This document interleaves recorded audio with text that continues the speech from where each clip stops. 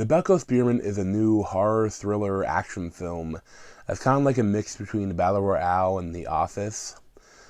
And, it's not a bad film, but it's surprisingly dull for the amount of death in it. Like, it's just so clinical that it becomes a little weird. Hey, melted it all. Do you know what kind of metal this is? I don't really know. We need to discuss all our options. We do not have the right to take innocent human lives. This was directed by Greg McLean, who's had some really bad films, some okay films. And it was written by James Gunn. And, I was really looking forward to this film. And, wasn't really playing around me, so I made a trip to see it, like, our way. And it wasn't a bad film. It just wasn't that great. So the basic premise is that there are these group of Americans in Colombia that are working for the Belko Industries that try to bring American people into foreign countries and so that they can work and form business bonds. It's all very vague about what they actually do. But basically one day, everything seems different. There are new guards and all of the locals are sent home.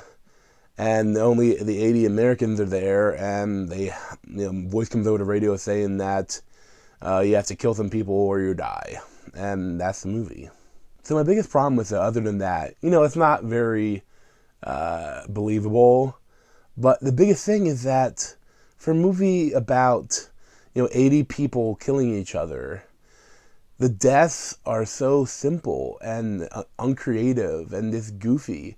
Because all they do is like almost at least 90% of the kills are either gunshots to the head or their brains exploding because of the bomb that they injected. And what's the point of that? It's like so simple.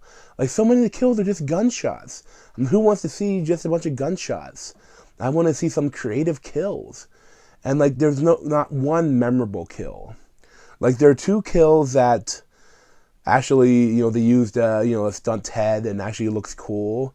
But even that interspersed with all this, like, really bad cutting. So, like, you kind of see just, like, flashes of brain exploding. But, like, it's not well done. It's not creative.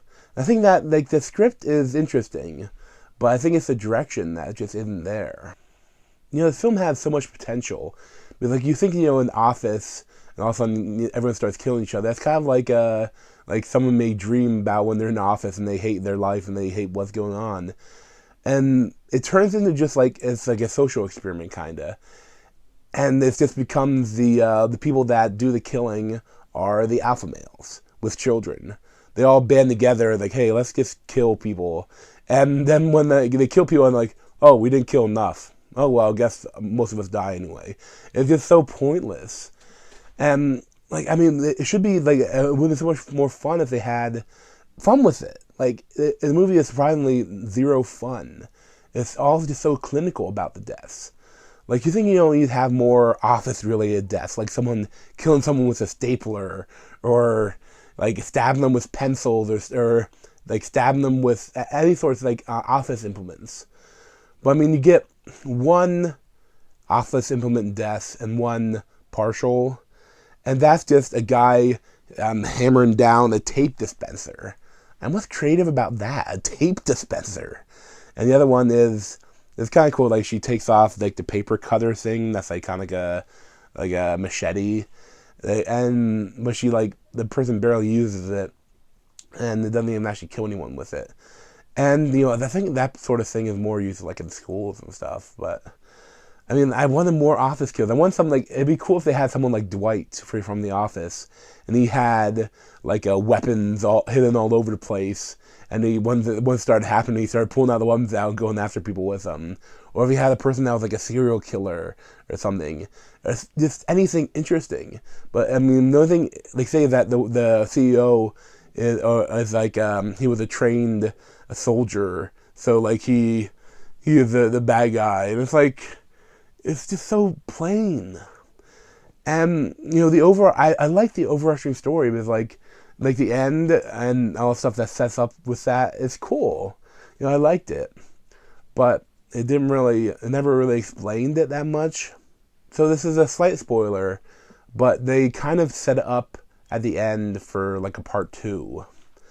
And how they set it up, I liked. It was kind of cool. But at the same time, they don't explain that much. Especially like earlier on, like they're trying to get out and they're blowtorching the door. And they say that, oh, the metal isn't even hot. I've never seen a metal like that. And they never really go back to explain that, like whether it's aliens or, I mean, even the government should have some like unknown metal. But they never really explained exactly what it is. It didn't cost a lot of money to make. And it made I think it made most of it back, or all of it back, even though it did make a lot of money. And the thing, I wouldn't mind seeing a sequel to it. But I want creative deaths. I mean, if you're going to a movie where, like, all these people are killed, don't just make it, like, off-screen gunshots. Like, bam, bam, bam, bam, bam, bam, bam. Okay, that's 29. Okay, bam, bam, bam, bam, bam, bam. Okay, you need enough. Flow, flow, flow, flow, flow, flow, flow, flow, flow.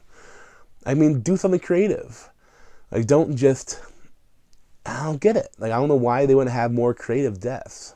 Honestly, if you see a trailer and it looks interesting to you, you might like the film. And I wouldn't highly recommend it, but it's not bad. Probably give it like a 7 out of 10. And thanks for watching. You can check out my other reviews around my head. Thanks.